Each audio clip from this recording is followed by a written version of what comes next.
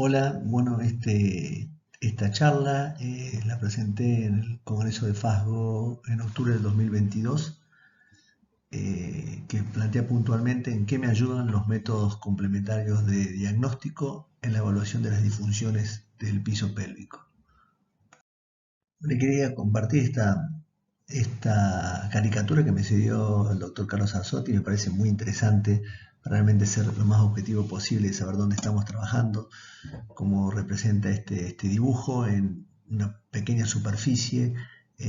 Interactúan tres especialidades como la urología, la ginecología y la coloproctología, y debido al objetivo de esta charla sumaríamos una más, que serían los médicos de diagnóstico por imagen. En muchos grandes centros, en las grandes ciudades, se realizan ateneos donde se puede interactuar y poder decidir y tomar conductas en una sola reunión, pero técnicamente en la mayoría de los lugares del interior del país, el Gran Buenos Aires y lo que hace a Sudamérica, el uroginecólogo es por ahí el único especialista que hay y debe tratar de tomar sus propias decisiones, por lo tanto necesita tener las mejores herramientas para tomar las mismas.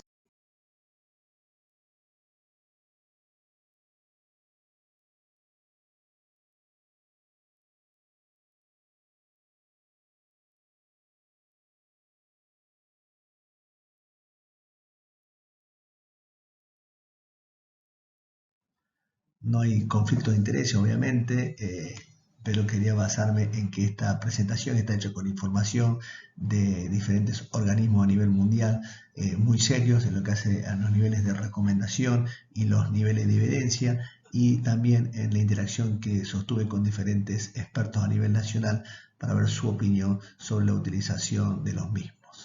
Estamos hablando que las cirugías de disfunción en el piso pélvico son las más frecuentes en Estados Unidos y en el mundo, pero tiene un dato característico, que el 30% son cirugías recurrentes, es decir, son pacientes que se operaron y que los tienen que operar nuevamente. Por eso, cuando analizamos cómo reducir esa alta tasa de fracaso que tienen las cirugías del piso pélvico, uno debería plantear que uno eligió una técnica quirúrgica errónea, es decir, que debería mejorar la indicación de la técnica quirúrgica, y por otro lado, por ahí el paciente no fue evaluado correctamente, y ese es el propósito de esta conferencia, de poder analizar cuáles son los estudios que mejorarían nuestro diagnóstico y qué tratamiento realizar a nuestros pacientes. En este estudio, este editorial de Lancet del año 2005, habla de la epidemia oculta de las disfunciones del piso pélvico. Es muy interesante lo que plantea, que uno podría eliminar casi un 30% de esas cirugías, obviamente mejorando la prevención, que no es el objetivo de esta conferencia, pero sí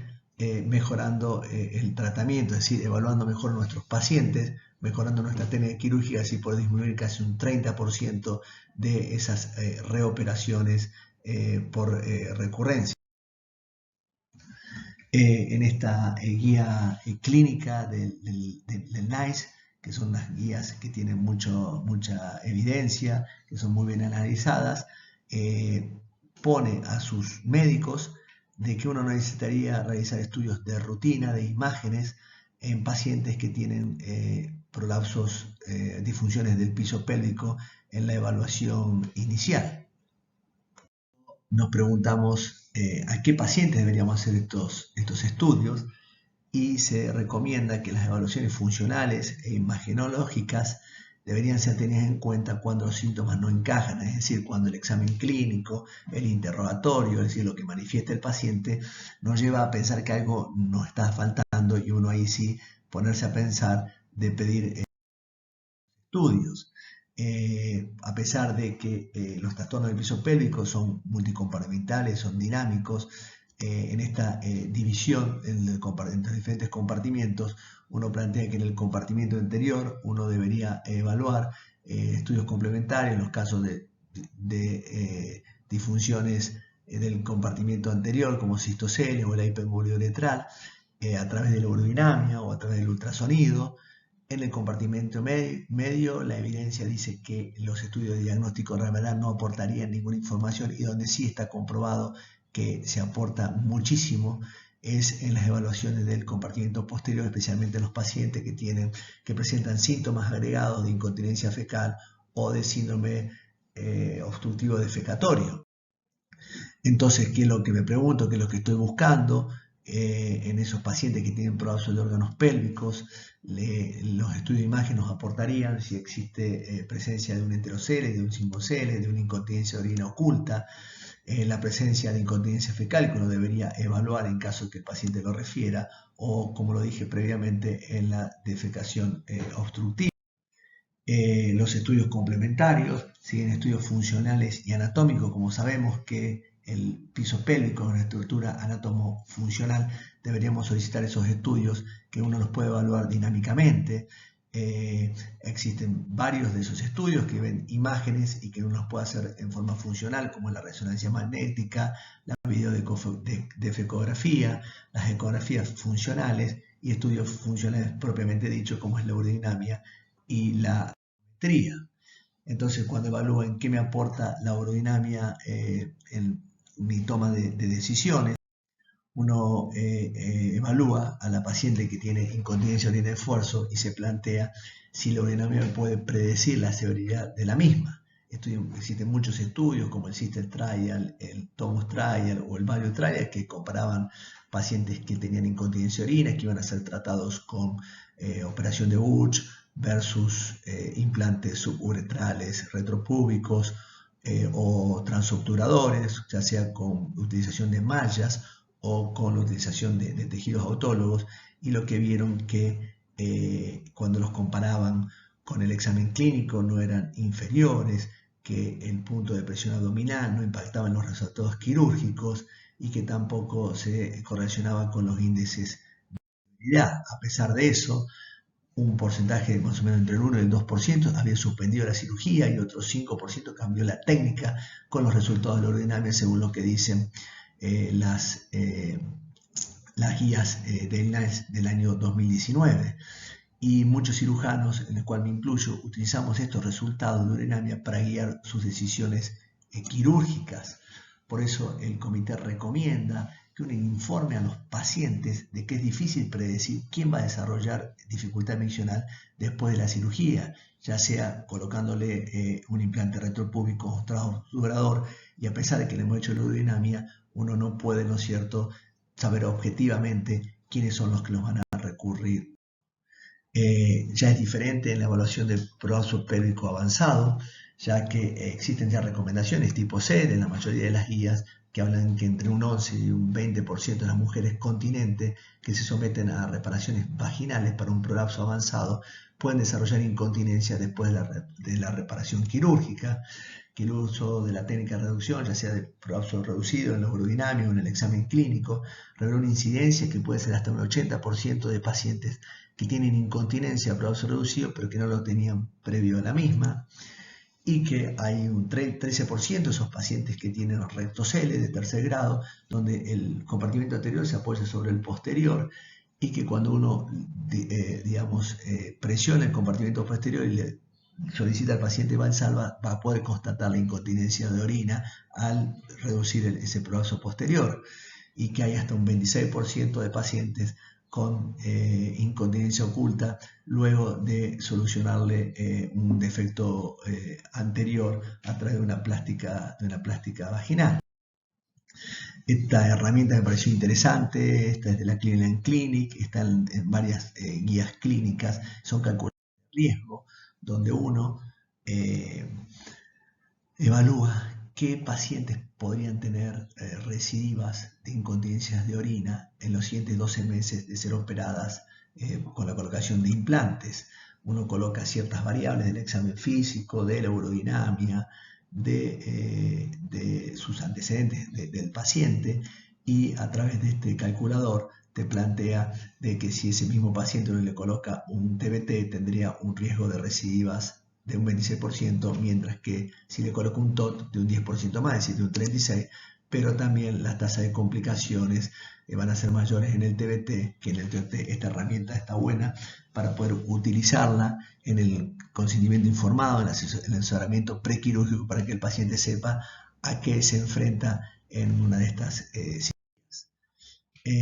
¿Qué me aportan las imágenes? Y las imágenes me aportan, especialmente en los pacientes donde la evaluación clínica es limitada, que tiene un prolapso avanzado, grado 4, en la sospecha de enterocele, o en los pacientes que tienen esa dificultad defecatoria, en las discordancias entre la evaluación clínica y los síntomas del paciente. Y técnicamente los primeros estudios que uno puede llegar a hacer es la ecografía,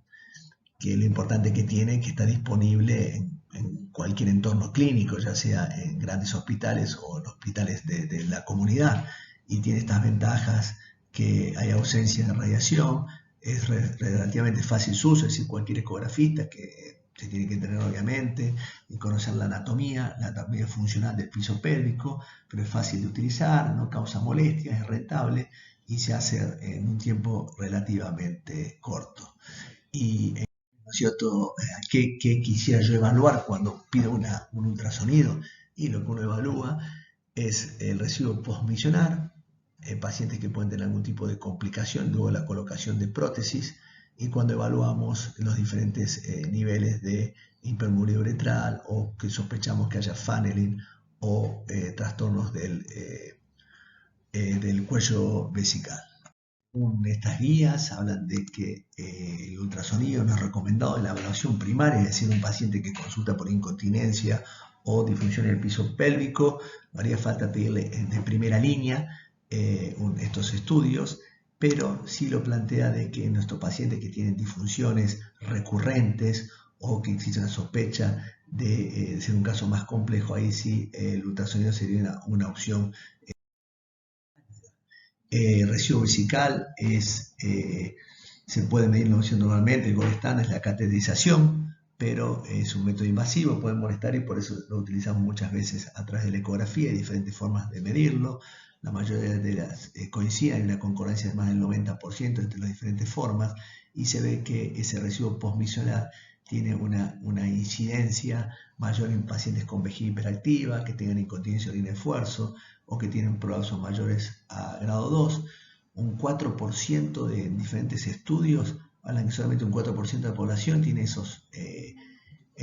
residuos mayores a 200 mililitros, y solo un 8 o un 9% de mayores a 150 mililitros. Pero lo importante es que habla que solamente entre 1 y un 2% modificó la conducta de los cirujanos frente a ese residuo.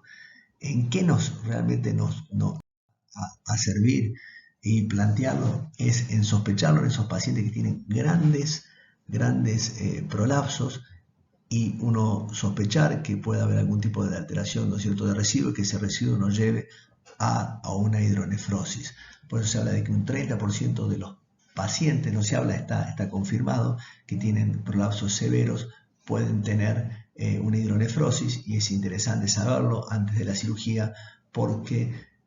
si existe algún tipo de situación donde hay infecciones recurrentes después de la cirugía, lo pueden relacionar con el proceso quirúrgico, como una cleisis o la restitución a fijación a un sacro espinoso o al promontorio, y que tengamos algún tipo de problema legal. Por eso es interesante estudiarlo antes, y ya que se constate en la historia clínica, a pesar de que no cambiemos nuestra conducta quirúrgica.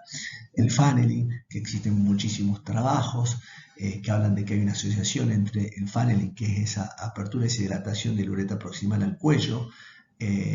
Habla de que entre un 20 y un 100% de los pacientes con incontinencia de orina tendrían esta tunelización, pero también se encontró que un 20% de los pacientes sin incontinencia de orina tienen esa tunelización. Lo que está claro es que los pacientes con una tunelización importante estarían asociados a déficit anfitrión intrínseco, es decir, que son pacientes de mal pronóstico, es decir, que tienen más tasa de recurrencia, aunque nuestra cirugía no funcione.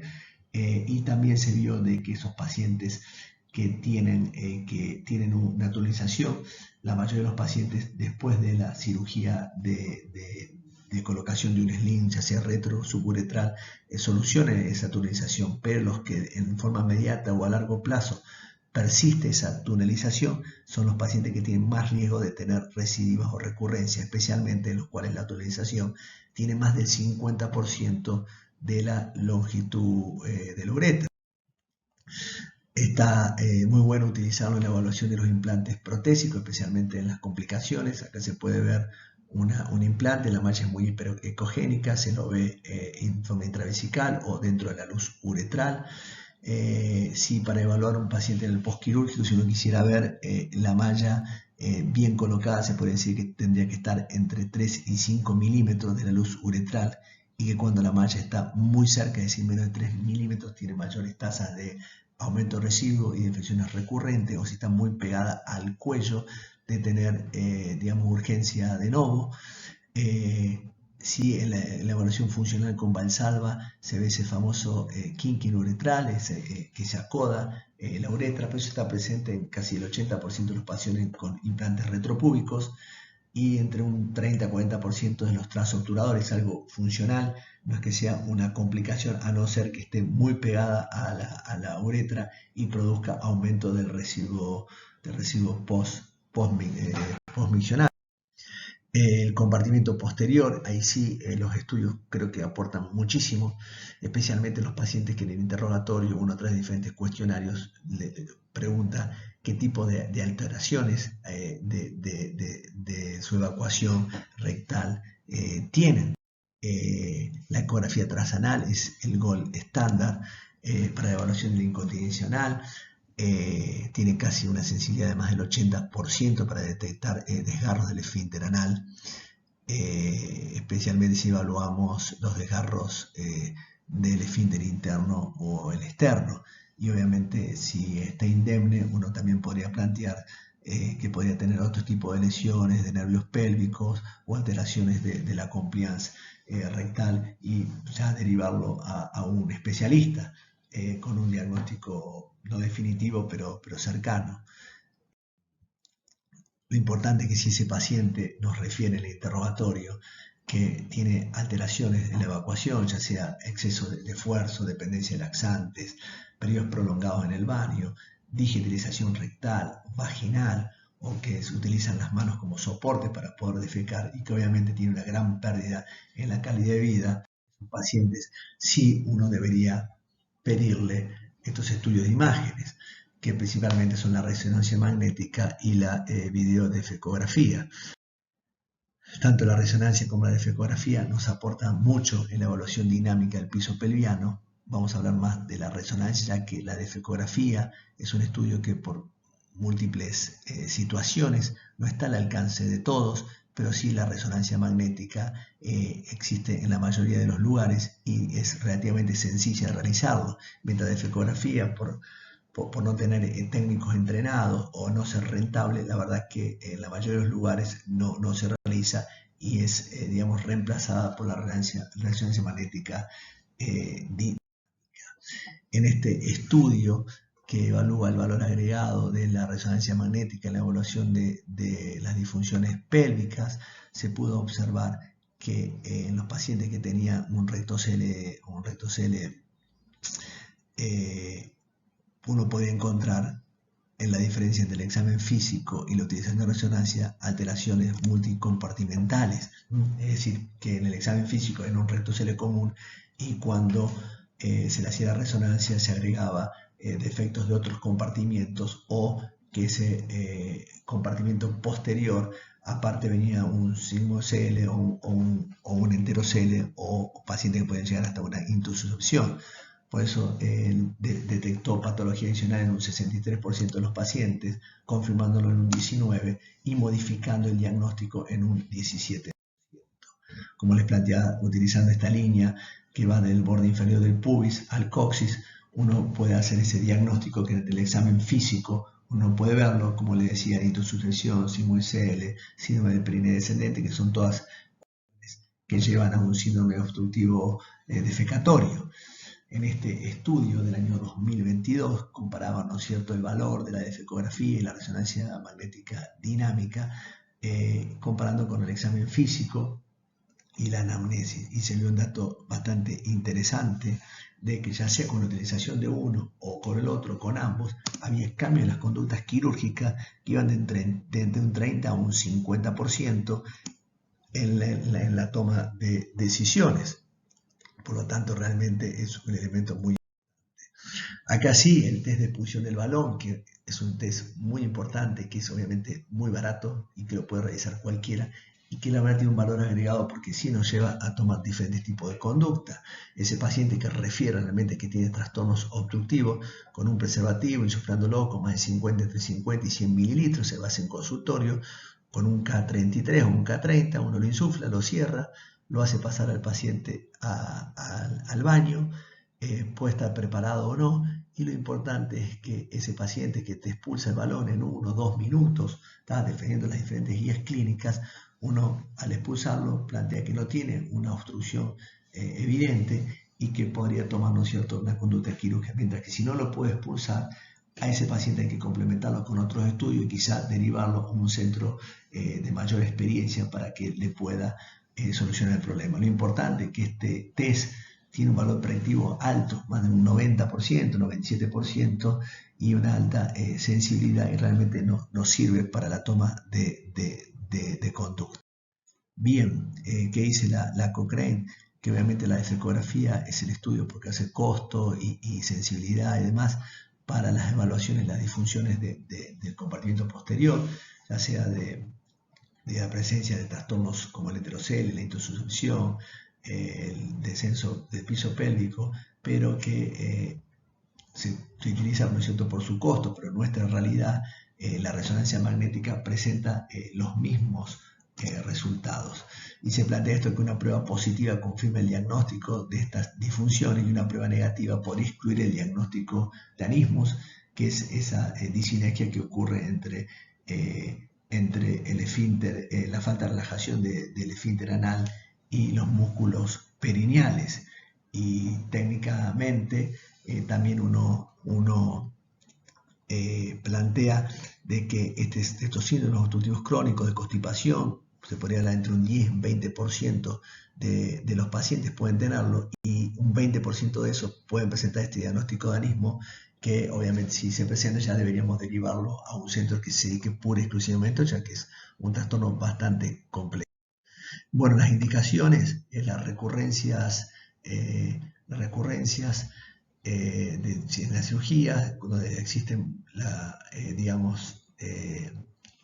donde están afectados varios compartimientos, con pacientes que son muy sintomáticos, y especialmente a todos aquellos que tienen un prolazo genital y tienen trastorno evacuatorio y desean cirugía. A esos pacientes sí les vamos a pedir estos estudios por imagen o el test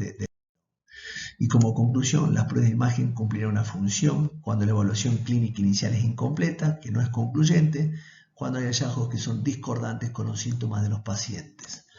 Como complemento a la evaluación clínica para diseñar estrategias, no predicen resultados, esto es muy importante, no nos va a decir qué es lo que va a pasar, pero permitirían conocer a aquellos pacientes que van a tener peor pronóstico que otros, y que mejorar nuestros resultados nos va a llevar a mejorar la calidad de vida de nuestros pacientes, que es el objetivo principal. Bueno, invitamos a todos al Congreso de SACIC, que se va a realizar el próximo año, en mayo, y muchas gracias por su atención, y cualquier pregunta me lo pueden realizar por correo electrónico. Muchas gracias.